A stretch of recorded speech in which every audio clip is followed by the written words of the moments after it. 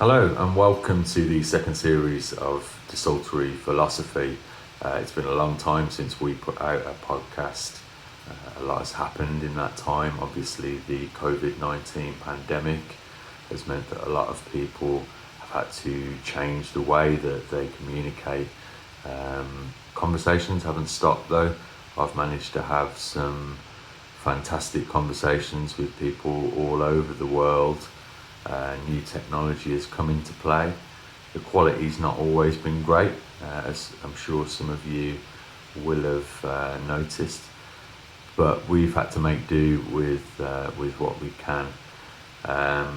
The first episode we have in this series is with Paul Hederman. He is a sage in the global recovery community, someone who speaks with great passion, wisdom and intelligence on the 12 steps and non-duality, Buddhism, many other subjects around experience and spirituality. Obviously these are hard times, but I just want us to know that conversation will not stop and has not stopped. And in fact, this could prove to be for many, and has proved to be for many, a new avenue opening up with global connectedness and an ability to share our experience, share our strength and share our hope with others across the planet. I think that comes across very much in this episode. Some of the quality is not great. Like I say, we've had to make do with the technology that we've got. I think that the next few podcasts may well be in this format. Who knows when lockdown may end. But I think you'd agree that the opportunity to speak to someone across the other side of the globe in a relatively intimate setting opens up new ways of doing things. So it may well be that we keep some of this format. I do welcome any criticism, any comments, or any advice on how things could look a little better. But I think the primary thing is always the conversation, isn't it? And that is audible and it is visible as well. So yeah, let me know what you think. And with that, I'll hand over to Paul Hederman for Series 2, Episode 1 of Desultory Philosophy. Thank you. Yes, good to see you, Paul. Thanks for doing it. Really great to have you on board. I was just wondering whether or not you could tell us a little bit about what brought you to realizations that you have in your life today. So some of the kind of stuff that happened before that led you to some of those realizations that you speak about. All right. Well, just to frame that's seeing it from the sort of the action figure reference. Yeah. Because I don't believe, truly, I don't believe in cause and effect really, but whatever. So yeah, when I was young, I got in a lot of trouble. And then by the time I was 17, they put me on a program, a pre-probation program for 3 years. And then when I was 20, I had come to a conclusion that it was going to be an inside job, that the drugs and everything that I'd been doing wasn't working in a way. And they were attracting too much undue attention from authorities. So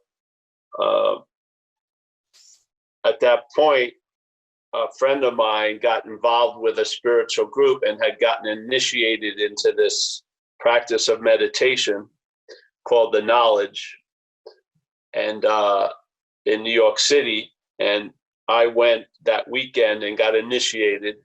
And in that time period, 20 to about 24 or 25, wanting to know God was a sufficient enough reason not to get loaded, which I didn't know that was available, but it proved itself to be true. So I drank a couple of beers in 4 years or something, and I meditated and I got involved, and I was hoping to sort of transcend Paul with another vehicle. Instead of using drugs, I was going to go spirituality, whatever. You know, earnest, sincere, pretty fucked up, basically, underneath all that. So there was a lot of concurring agendas I was unaware of, but whatever. So 25, I got disappointed in the whole thing. And the only way I could leave the situation, because it was presented that the man who was the prime leader of the group, who came later to New York than these other people who I got introduced to first, was presented as the Lord of the Universe. And it seemed like I didn't like the Lord of the Universe. So I had a difficult time with should I stay or should I go, the old Clash song.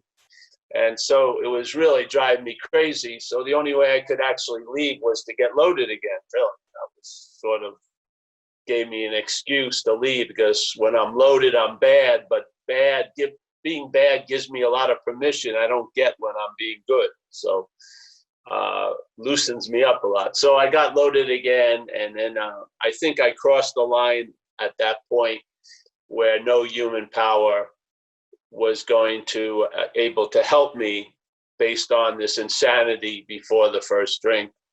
So went back to using and drinking again, and it took me for a long ride. I washed up in 1988 into recovery. I had a sort of an event that I didn't know it at the time.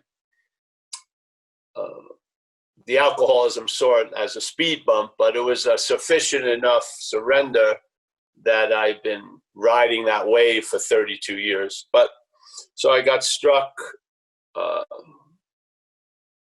sober, really, and haven't had a urge or a real strong thought about drinking or using for about 32 years now.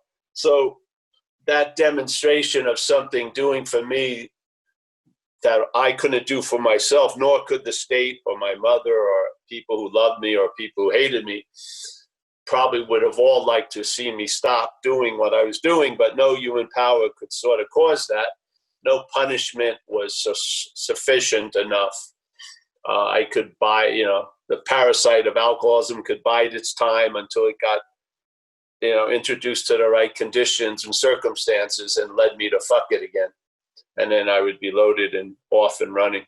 So something did for me what I couldn't do for myself. And basically that started, an avalanche of discovery of really like the foundations of all the dysfunction that I was sort of the expression of. And I really, over time, being sober, being removed from the active use of drugs and alcohol, I got to see sort of a lot of the causes and conditions that were underneath that I was not able to look at in the past. And I got to see, more, exact nature of the wrong in my feeling. And, the principles, the idea of a higher power, I felt, and the idea of surrendering or turning one's own will and life over to the care of a higher power. I had had a sufficient enough surrender that day when I got struck sober that I can entertain what surrender is. I have a feeling of it. And I had surrendered in some form or another to many things during this life. I surrendered to the police many times. I've surrendered to the court system. I've surrendered to women. I've surrendered to drugs and alcohol. I've surrendered quite a lot. But really, when it comes to surrender, what you surrender to has a huge influence in how the surrender is going to appear, or what it's going to cause or express. So this time, the surrender was to a power greater than me, something not of this place. And so that got established, and I haven't surrendered much to anything else over the years. Basically because surrender to that, it allows you not to have to come to those points of a very like a dramatic movie crescendo of surrender. You just sort of surrender. Yeah, you're clear about certain things. There's no confusion that I'm powerless over alcohol and drugs. There's no confusion that I'm not managerial quality. It doesn't come up for review every few months or debate. It's just a fact.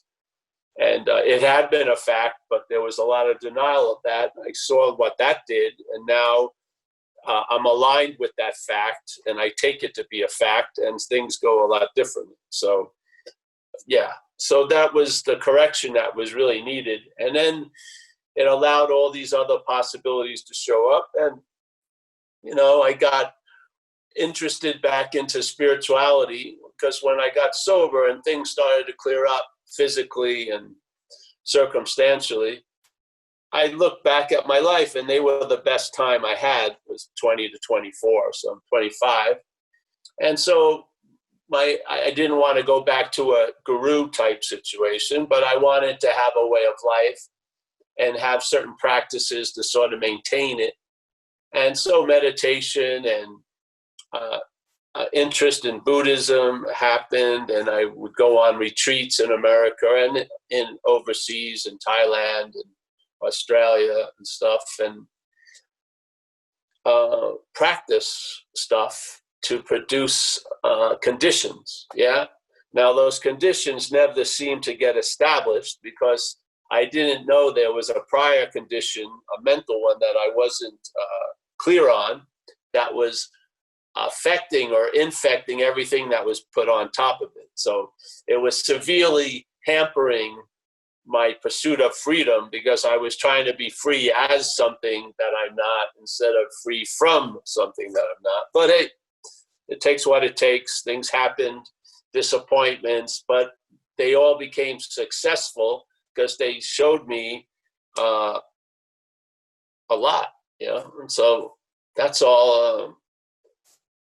It caused, I had been established now in the community of recovery for 30 years, but there's been a lot of changes in Paul in the, while in the community of recovery. So I feel like there's a statement in a part of the big book, A Vision for You or for Us, which is, this power is going to constantly reveal to us more shit. So I feel that's the case. And yeah, so Also, I didn't know I had the ability to be convinced, and that I learned that day that I got struck sober, which was amazing.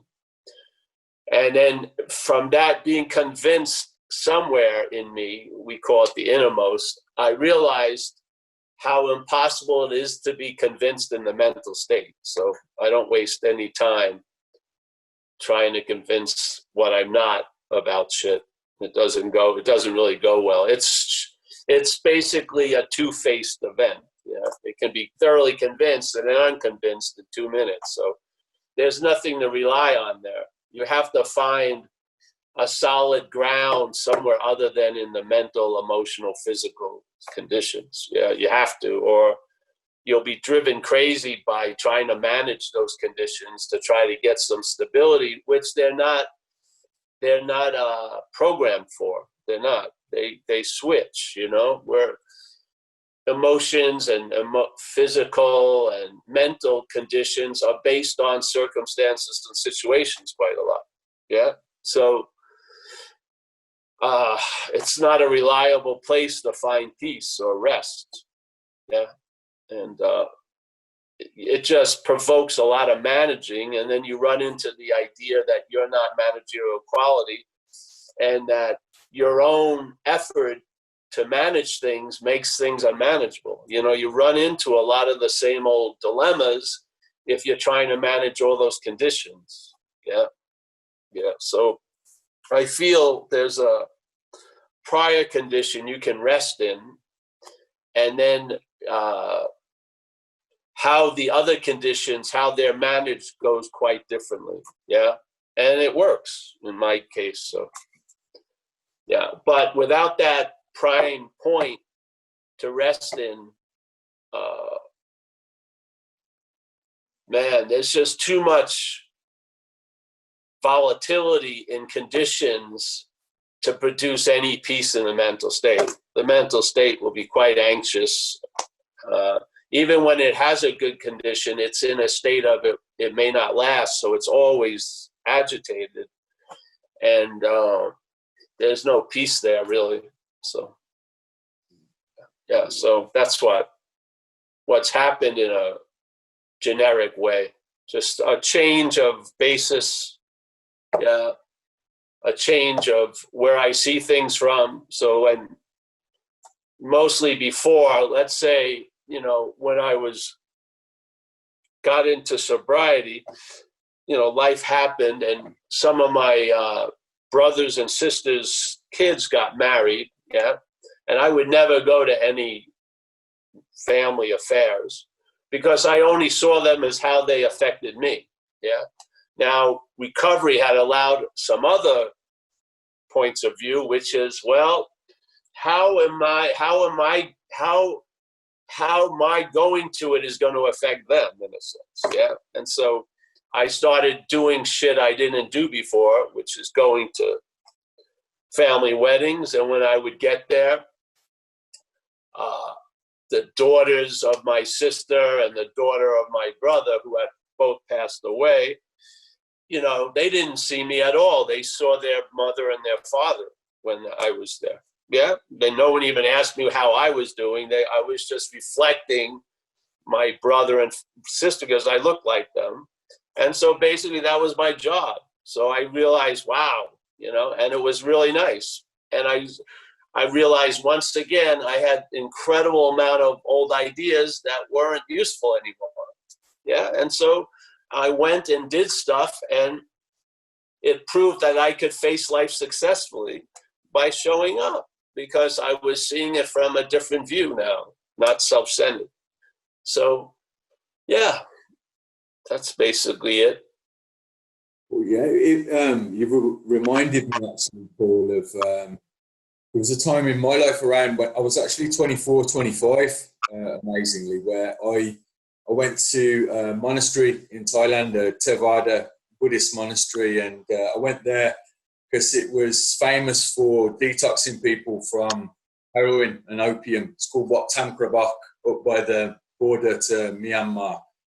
And I spent more than a year there, and I didn't use any drink or drugs. Obviously, I was on a monastery and I've been through a detox. But the day that I left there, I picked up a drink at the nearest village. I kind of left in disrepute, really. I kind of, you know, caused a bit of a stink and then left. And I was drunk on the day that I left there, and that was incomprehensible to the people who had, you know, my family and stuff. Like, how could you spend all that time amongst that serenity and that peace, and then take a drink the very same day that you left? And it wasn't until you introduced to me, actually, listening to you, the idea of being struck sober, and there's some additional element to it there, some kind of grace, I suppose you could call it. And that didn't happen in a monastery in the jungles of Thailand. It happened in a dingy kind of bedsit in the UK. So it's interesting, isn't it, how when we're seeking in that kind of way, we could be in the Himalayas or in some transcendent environment, but that's not necessarily how it works, is it? You know, when we're struck, and who knows what those causes and conditions are. But we know it by we know its presence by what by what it removes, and there's no denying that, I suppose. Well, it doesn't need. See, that's the beauty of it. It doesn't need causes and conditions because it outshines them. That's the power of it. Yeah. So we don't need. It's not like a special guest is coming over and you have to have the best silverware out and the best cutlery and plates and shit. They'll show up in a dingy bathroom. It doesn't matter. It's just, it has nothing to do with what we think it has a lot to do with. So, yeah.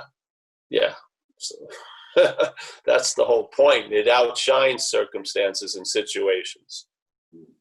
That's what we need here.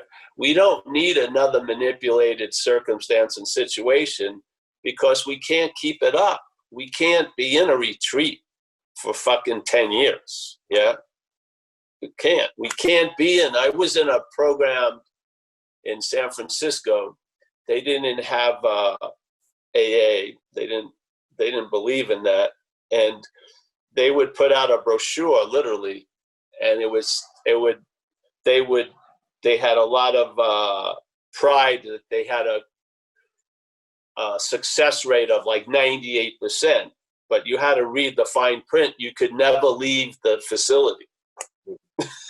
So again, yeah, I'm free as long as I have the right circumstances and situations, but is that freedom? I don't see it that way. So I find this is a different ball game completely. It has no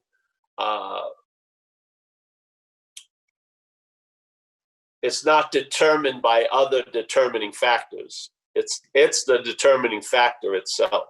Yeah. So, and if you have a free sample of that, then you'll witness it quite a lot the rest of your life. You'll see, even though you'll see it even in you, like you don't have to be in any special condition for it to be obvious to you. You can be, it doesn't, in other words, you really are irrelevant in its context. Yeah, which is that's the great relief.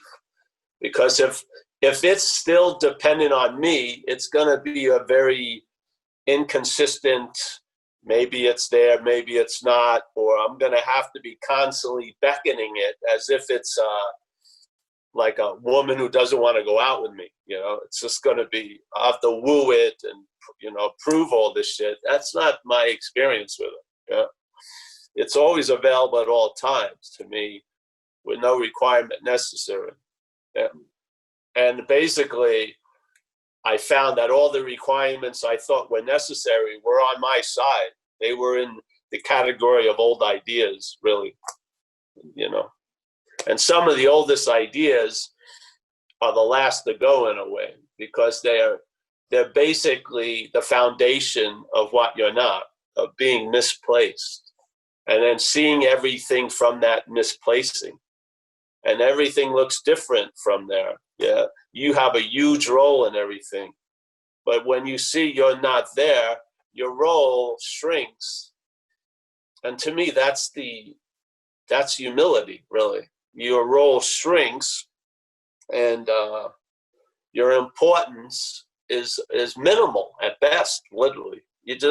Hopefully you're in the habit of letting things go the way they go because they're going to go that way anyway. But you're in you're in like a consent of what is really involuntary. But you act as if, oh yes, I'm letting things happen. But the fact is, they're happening. So, yeah. Okay, there's a few concepts that we've already bumped into. So, pull the action figure and cause and effect. So that's kind of non-duality, isn't it? So would you mind just giving a kind of a brief view of what that means for people who may not have even heard of that concept before? Well, yeah, I just break down the words themselves. Non means not, and duality means two. So really, the study of non-duality is the study of duality. You want to study the two, and maybe you'll come to a conclusion. It may begin at an intellectual level, but hopefully it drops. But you'll come to the conclusion that what I call life is sort of a manufactured view. Yeah. So, and actually how life appears is really determined by the view where we're looking at it from. Yeah. So, and the idea of non-duality is just a negation of how it is, and that it's the way I am and the way I think everything else is based on a lot of assumptions that may not be true. And these mistaken assumptions as facts could be one of the main cogs of the dis-ease that you seem to be under quite a lot. And maybe and you've known through your attempts to ease the dis-ease that easing of it seems to promote it in a weird way. And now you're learning that how the two-ness, especially when it wants to become the oneness, is just more two-ness, really. So the negation of duality is non-duality. That's what it is. So the duality is rooted in an activity of subject-objectness where we're standing or where we're sitting. So some days, at one moment, I think there's a thinking I'm an object, and one moment there's the thinking I'm the thinker about objects. Yeah. So one moment I'm the subject, one moment that subjectness gets turned on the body, and now I'm the object. So sometimes I'm thinking of others as a subject, sometimes I'm thinking of me as an object. So it goes, that's the duality. And non-duality is just a negation of that, not a mental denial, that doesn't work, but a negation, which is you just see it's not true. Yeah. Now you don't see anything. That's the truth. That's the glimpse of truth you get, is seeing what's not true. Well, yeah, because you are the truth in a weird sense. So you're not going to get the great joy of seeing the truth. You're going to see the truth of the non-truth. Yeah, that it's not so. And then that whole drive to know and to experience and to get and to have concerning what you are, it doesn't work, because you are that which you want to know. Yeah, you are that which you want to experience. So how you'd have to be something else to experience it. So you're not experiencing what you are, you're being what you are. It's a whole different ballgame. You can't say that about anything else. You're not being anything else. Yeah, you're being what you are. Now, the anything else we take ourselves to be isn't derived from being. It's derived by the mental state, claiming and saying I was Paul and I'm going to be Paul, and therefore I am Paul. There's another event, I am, which isn't based on the past or future. It's just the onness we feel. I would say that's us. Yeah. So that onness, before it's christened Paul, is what I am. Yeah. And that doesn't have it's not like it doesn't have an opposite. It just is. Yeah. All similarities and differences appear in it, but it's not based in similarity or difference. Yeah, it's just what is.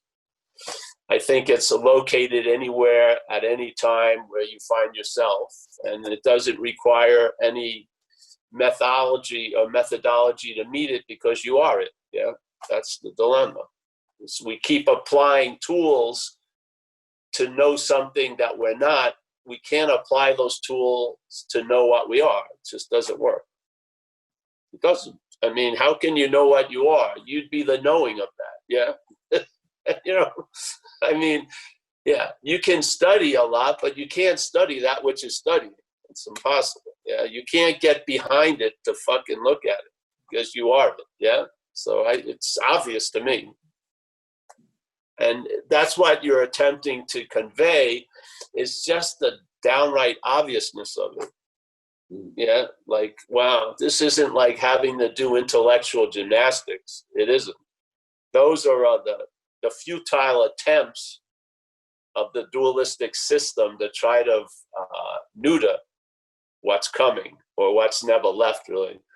Yeah, it's just, it just becomes a flat out obviousness. That's not so. I don't care if it produces tons of effects. I don't care if it lasts for 30 years or 50 years. None of that proves to me that it's so. I just don't see it as so. That doesn't mean it doesn't deliver a wallop or an effect, because what's behind it is so. What's dreaming is so, but the dreamt isn't so. Yeah? It's a trip. So,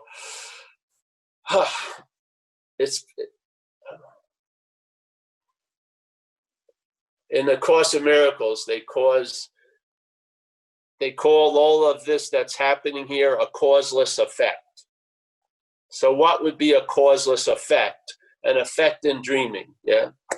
So last night, the dreaming that something was real caused an effect. I was extremely anxious, and I was anxious when I woke up. I was in fear, but as soon as I wake up, I see that it was a causeless effect. Oh, that was dreaming, yeah? So now I'm not afraid of the tiger I was dreaming while dreaming, because I see it as a dreamt tiger now. Yeah, it doesn't initiate any anxiety when I'm awake to it. Well, that's sort of what it's like. Yeah. Okay, so I've heard you speak before about selfing. So presumably that is the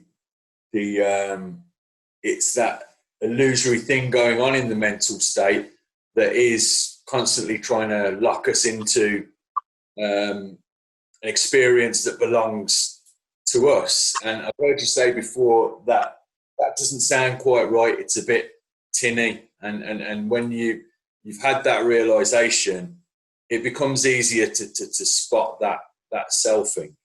Yeah. So Sure. for people who maybe haven't come to that kind of surrender that we spoke about before, so people that haven't had to kind of go all the way to finding a higher power of their understanding, how might they get a bit of a handle on what might be selfing in their life, that self-narrative that's churning away? Well, they're hearing it, so, and some of us are really listening to it, and just check it out. The thoughts, there's certain assumptions in the thoughts. One of them is you're a thing, for sure. That's the only way you can be thought about, is as a thing. So the thoughts picture us as a thing, a body, yeah, with the qualities of a subjectiveness, yeah, the mental state mix up the attributes of, let's say, spirit to be attributes of a body. Yeah, it's just a fundamental mistake, but it causes a lot of misinterpretation, huge amount. Yeah. So again, just look at your memories. How are you pictured in memories? You're pictured as a body. So you, as what you are, can't be captured in the past because you're here always. Yeah. But what you're not can be captured in the past, and it's pictured as a body. So the memories support this idea you're a body. The thoughts, the way they're being strung together and interpreted, are fucking supporting that you're a body. Your perceptions are of things. You're not seeing no thing. You're not seeing spirit. You're seeing what's appearing in the space. Cars, trees, hand, subtler ones, thoughts and stuff. So your perceptions are programmed to see things. Yeah. So the whole system that we're hearing most of the day and relying on most of the day to get our navigation from, the premise is that you're a body, basically. Yeah. All right. That's fine and dandy. But if it's not correct, it can produce unintended consequences, yeah, which I feel like we're confronting tons of them, yeah. So if and the thoughts, why they're so attractive to us is they're about us, yeah. There's an addiction or a cherishing of any perceptions, any memories, any thoughts that are about us. So there's an addiction there. So the mental state is in an addictive relation to this thing it's making up, this idea of being a self. Yeah, a very heavy addiction where most of us maybe start getting inklings of it's happening way after it's been established. Because, see, when you're addicted to a drug, you very rarely think you're the drug. You don't. I never felt I was cocaine when I was doing tons of shit for it all day. But I feel I did think I was the mental drug most of my life, since I've been about 3 or 4 on. I was thinking I'd been a self for a long time. So I am the real addiction is the mental state's addiction to self. And that's the sense of self to me is not what people call an ego, but the feeling of being the one. So when there's feelings noted, the sense of being the feeler of all those feelings. Yeah. So all the feelings, all different scales and fucking spectrums are all sort of used to imply there's one feeler. It's an insane grab. Yeah. It's a lot of fucking, you got to have a lot of suspension of fucking understanding to go with this. Because I feel in 10 minutes time, I feel tons of different things. Yeah. And so to have them all corralled to say there's only one feeler just doesn't make sense to me. And the same thing with thoughts, all the thoughts, but there's only one thinker of them. And the most obvious and the most convincing one is the actions, and I'm the actor. Our whole court system is based on that. Yeah. Our whole court system doesn't see that you were taken over by alcoholism or addiction and your behavior showed that. They think you did it. Yeah. Simple as that. You know, and therefore you as the body will go to jail for 30 years. That's how it is. So in this place that we're in, the most convincing claiming is the idea of being the doer. Yeah, unbelievably strong, reinforced by a lot of punishment and a lot of this and a lot of that. So I find those activities are reinforcing this idea, and the one that keeps, yapping all day, the narrative is what acts almost as it's the bridge that spans unbelievable gaps of obviousness. So, like, if there's a miracle, you forget it in a half an hour, but a perceived slight, you think about it for 50 years. Yeah, there's a huge bias in the system to see you as a thing. Yeah, and maybe begrudgingly, it'll let you try to become spiritual.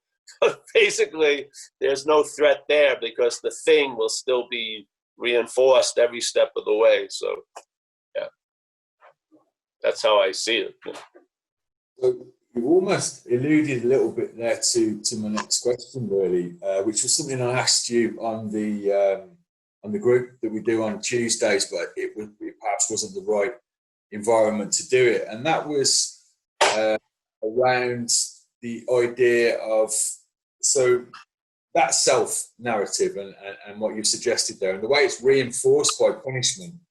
There was a French bloke, Foucault, who spoke a lot about that, exactly what you were talking about, and it almost, I think, when I was struck sober, kind of came round in a world that was very different from when I'd picked up drugs, to cut a long story short.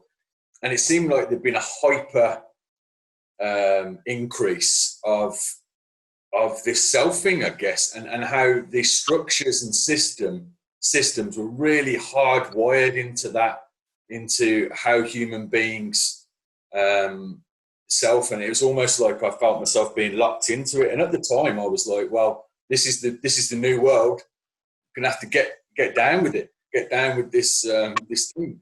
But it never seemed real to me.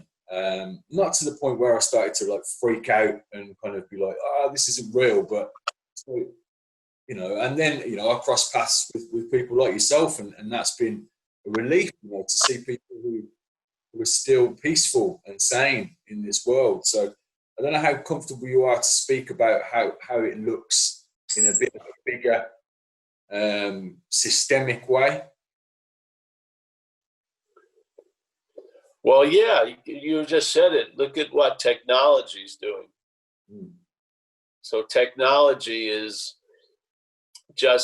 it's just looping back the self-centeredness on itself. It's a very small orbit, yeah, and it's incredible, really. You could sit in a beautiful park on a bench and just looking at yourself, taking selfies, not seeing any of the park. Yeah, they're gonna have like when they do archaeological digs of our time, and they're gonna find a certain posture. And they're going to make up from hypothesis why everyone was like bent over looking like this, but it was the iPad, iPhone placement. You know what I mean? They probably have special chiropractic shit now to sort of adjust the back from obsessive looking at oneself.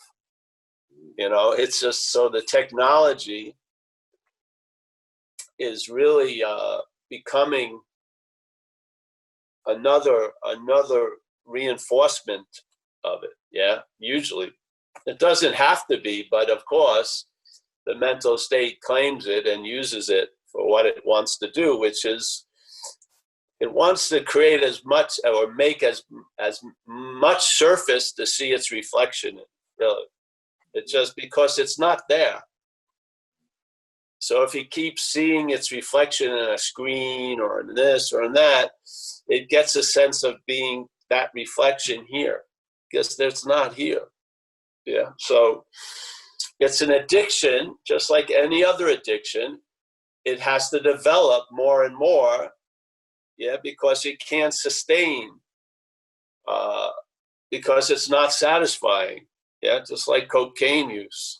You'd shoot up some coke, maybe 15 minutes, then you'd shoot again, then it would be 8 minutes, shoot again, then it'd be, the interval would get lesser and lesser, where you were just busy pumping it in and then putting it in, having someone else shoot you because you couldn't even hold your arm straight anymore. And, this is where it leads. So it's found a new avenue with technology to do its number. Doesn't mean anything's wrong or right with technology. It's the meaning that's given to it. So you can see one of the meanings that are given to it. I mean, it's just like the glorification of fucking minutia, fucking just really pointless endeavors quite a lot. So whatever, So you can see it everywhere you look. Now, is it because you've seen it inside of you or whatever in the blueprint room, and then you can see its finished products out here? Maybe, yeah. But yeah, there's now addiction. They're going to have video rehabs. They probably do, I think, video game rehabs and stuff. And the addictive nature is finding fulfillment earlier ages, 10 years old, 9 years old. Yeah, where for me, basically when I was young, maybe 13 was usually when shit started really hitting, 12 or 13. Now it's 9, 10. So the launching is happening earlier, and there's more reinforcement. I mean, shit. Yeah, and now everyone's hunting for Wi-Fi or an internet because their video games lagging, or fuck. It's just insane.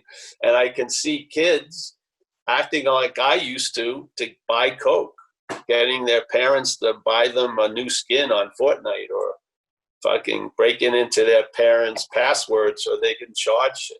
I mean, it's the same shit I did for a different object, Coke and shit.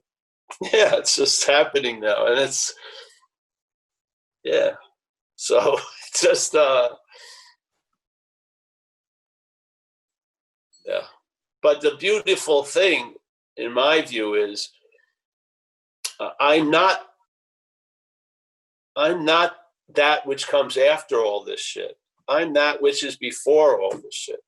So even though I look like I came off the product line, I'm not a product of all that shit. I'm before it. Yeah, I'm before it. What I am is not of thought or of action or of thing. It's of an awareness of all actions, thoughts, and things. Yeah, I would say,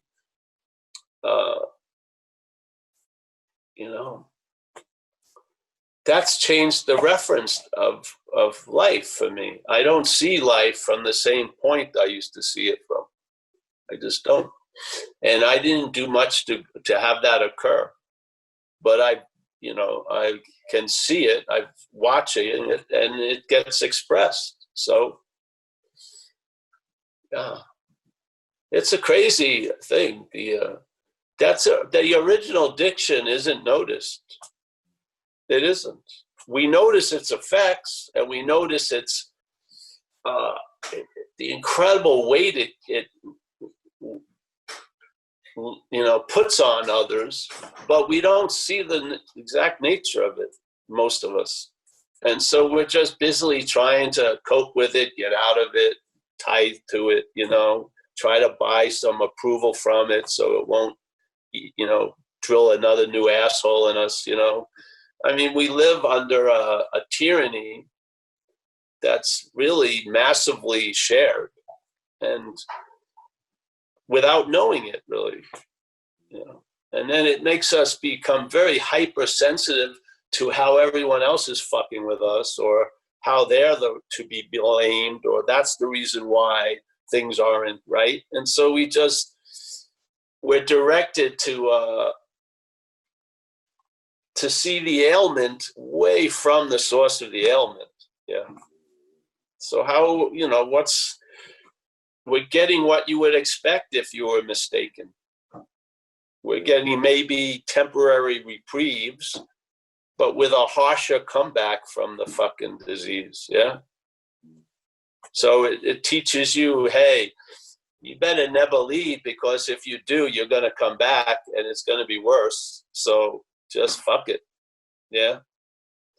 I mean, and now I feel you can watch how people who are in the business of dealing with addiction from drugs and alcohol are pretty much, putting up the white flag, and then just let's try harm reduction. You know what I mean? It doesn't look like we can, yeah, they're trying everything they can to see if they can extend sobriety in someone's life, because the success rate isn't good, and and more it seems like people who are around the addicts and alcoholics can't wait for them to be convinced, so they try to convince them. They try to put them in programs, and now it's the parent that wants the kid to be sober. The kid's not interested, and then he learns a whole other world of rehabs and know how to play that, and it's just it's incredible. Yeah. So I feel, because we're not getting to the original addiction, I don't see it. What's causing a disinterest in getting better concerning alcohol and drugs? that which is using the alcohol and drugs to reinforce itself. And it's not the person who's expressing the disinterest. It's a parasite living in them. And yet the host has no sense of otherness. And so it's being represented by the parasite. And of course the parasite doesn't want a solution to the parasite. It's given its solution to the host. And the host thinks, oh, fuck it. I'll make it through this month and then I'll be out there using. Now there's people where I live, back east, where the stuff from China, the fentanyl, people are shooting up with the point of overdosing so that they can, because they know they're going to be brought back by the Narcan. So that's the new part of the high, is to voluntarily overdose and then be brought back by the Narcan. I mean, give me a fucking break. How far this can go. It's insane to me, but this is what happens. Yeah. I mean, that kind of brings me neatly on to the next question, really, which is, I completely share that that observation of it's a similar situation in the UK in terms of people who deal with drugs and alcohol just putting their hands up and just saying we better just keep these people alive. There's no recovery in graveyards anyway, so it's just our business to keep them kind of alive for now. But there's not really any understanding, or there's not the kind of funding for what you're talking about and what we talk about. But I was just wondering, do you think that there is a more wholesale way of spreading this message rather than just one soul at a time? Because I get a little, perhaps I do sometimes get a little frustrated with that, and I just try to be ready for people when they're ready. But when you look at how big the problem is, it can be a little despairing at times. Well, I don't have any interest in if it's success or not anymore. It's just putting it there. Yeah. Whatever's going to happen is going to happen. But the point, if you're compelled to put it out there, and you've been compelled to put it out there for a while, and you've gone through a lot of the nuances where people cause themselves not to be able to hear it, then you get better at disguising it and getting it out there more about what you are more than what you say, and basically,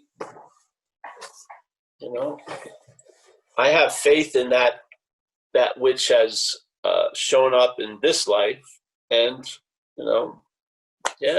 however it's going, and so no, the idea of missionary work is finished, or proselytation, whatever like that. It's definitely attraction, not promotion. And all you can do is, some people, the whole point is, if someone's screwed and their house is on fire, I'm not going to talk to them about, well, there is no house and there is no fire. I'm just going to tell them where the water is. And hopefully when the fire is out, maybe you can sit with that person and say, hey, doesn't it seem funny that you're at a lot of fires? Maybe you're a fire starter. Who knows? You know what I mean? And then, you just,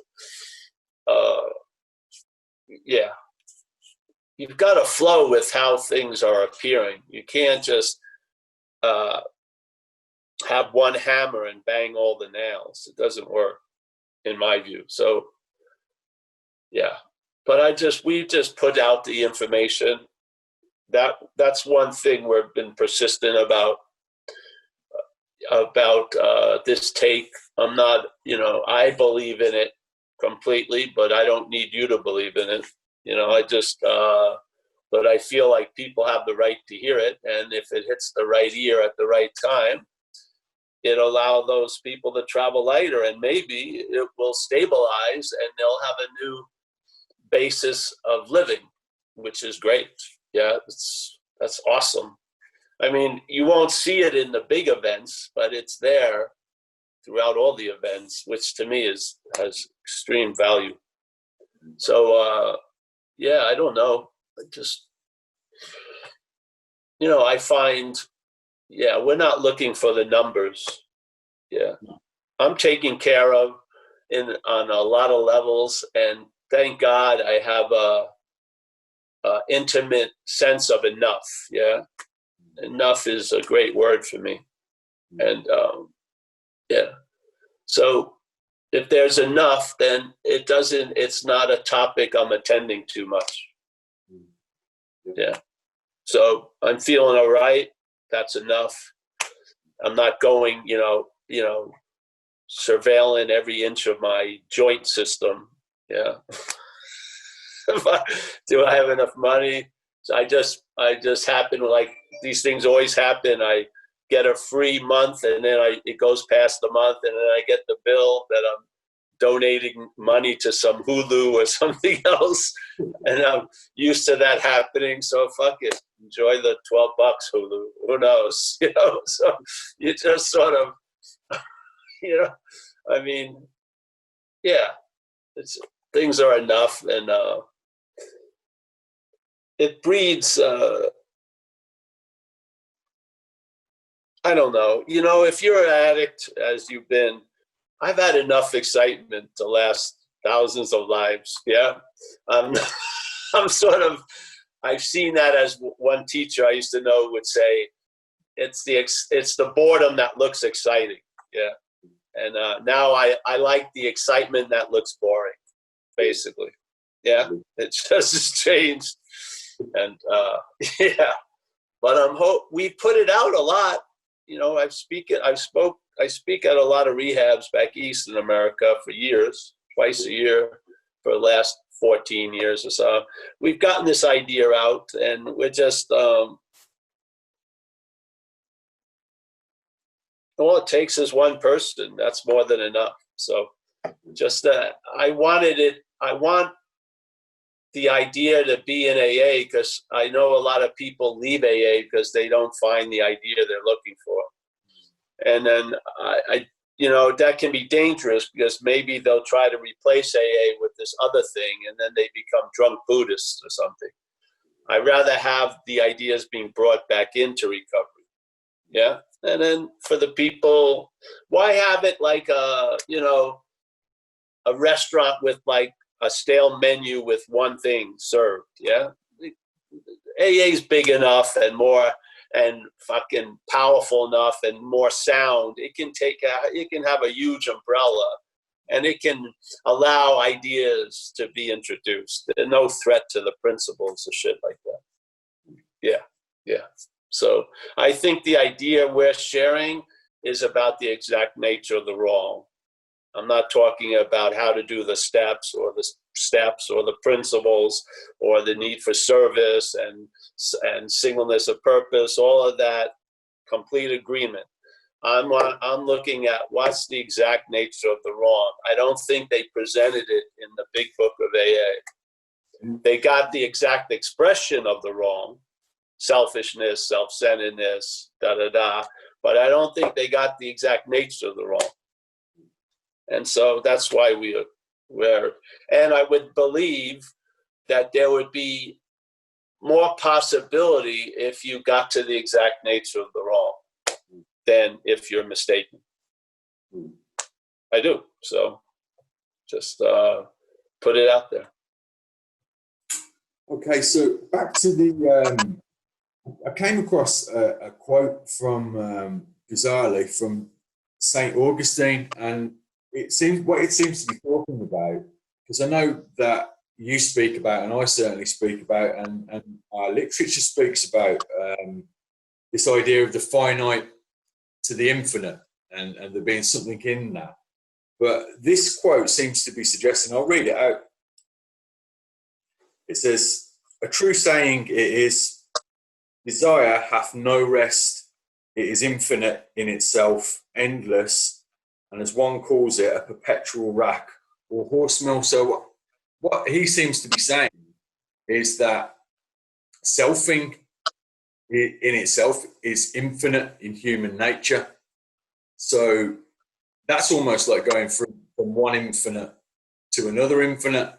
So that kind of struck me when I read that. I was like, oh, okay, so the self is finite. I get that. That's for me, that looks a little bit like kind of tunnel vision, and then I expand out into a more finite kind of vision. But the actual act of selfing, is that just infinite within the human soul? No, because it's not of the soul. It's of the brain. Yeah. And the brain is finite, obviously. Yeah. And to me, the original addiction is the brain is trying to become what it can never be. So that desire is never fulfilled. That's what causes all the need to get relief from that, and which are the other addictions. So I believe selfing is a finite event in an infinite field. Yeah. So, but the selfing is a desire. As Buddha said in the Four Noble Truths, suffering, or this sense of malaise or dissatisfaction, the cause of that is desire. So if you look at it in some way, what would be the original desire? The desire to become something that you're not. Yeah. So the mental state, I feel, is in that desire, and how it seems to fulfill it. It says you already are that, which it's desiring to become. Yeah. So it suggests, by its desiring to become, it suggests you are already that. See, but it's not fulfilling because you're not. So the desire agitates itself because it never gets quenched. Yeah, it can't be what it wants to be because we already are. Yeah, it's just not. It's not. The mental state is not in the acceptance of that. Yeah. It's in a denial of that, and it's agitated to prove that it's what it's trying to become. It already is. Yeah. Yeah. So that's how I see it. So that's the original addiction in a way. And then our trying to get relief from that turns into the other addictions. Yeah, because we get caught in the net of self can't get out of self. So the addiction is an act of being identified as something that you're not, and there's a not knowing of that. So every time we try to get out of the dilemma, we're trying to get out of the dilemma as the source of the dilemma. So that's why nothing fucking works, because we're trying to get out of something we're not in, really. Yeah. So the fundamental angst is a desire that can never fulfill its mission. So it constantly is selfing.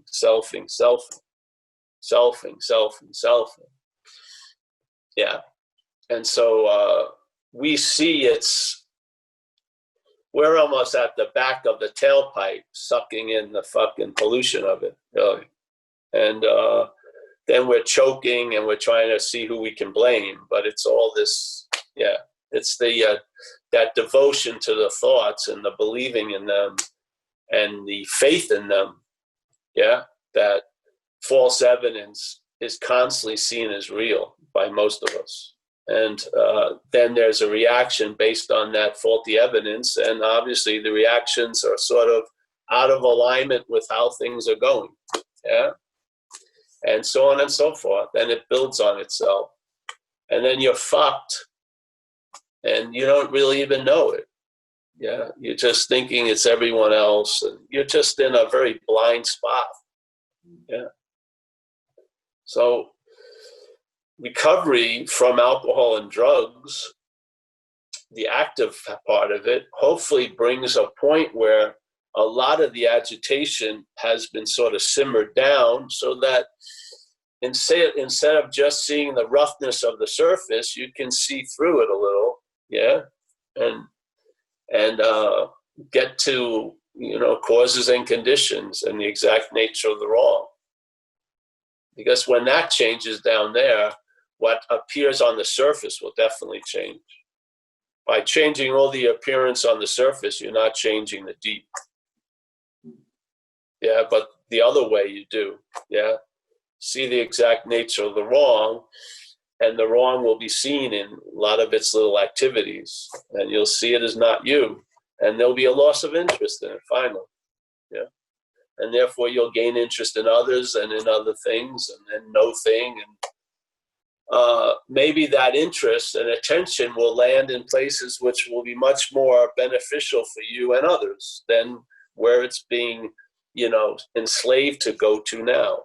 Yeah, I find it has. Yeah, and I really believe you'll know the problem from the solution. That's the way you know it. You get relief from a lot of its facets, and then you recognize its facets. Yeah. Yeah, that's how it's happening with me. Yeah, so I mean, we're going to go for a little longer, and that's it. I mean, we don't have to, because I've asked pretty much all I need to. If there's anything else you wanna speak on, we can do. No, we can always go to the other talks, Tuesdays and Thursdays. I think this has been great. So yeah. No, I've really enjoyed it, Paul, and it won't reach many people because it's not like a big platform, but what it will do is reach some people that will have never ever come across anything like this before, and yeah. No doubt that will for people both in addiction and not or not seemingly not realizing. Yeah. It may well be, but it's I know, I appreciate it. That's all that, if there was an intent in being compelled to go, share this, was to have it disseminated and land where it's going to land. Yeah. I don't care about the landing, but the possibility of it landing, I care about. Yeah. That we can do. We can put it out there, see what happens. Yeah. It's great, man. And I'm happy I met you through all this, and likewise, man. Really, and hopefully we'll continue on together. Sure, man. Definitely.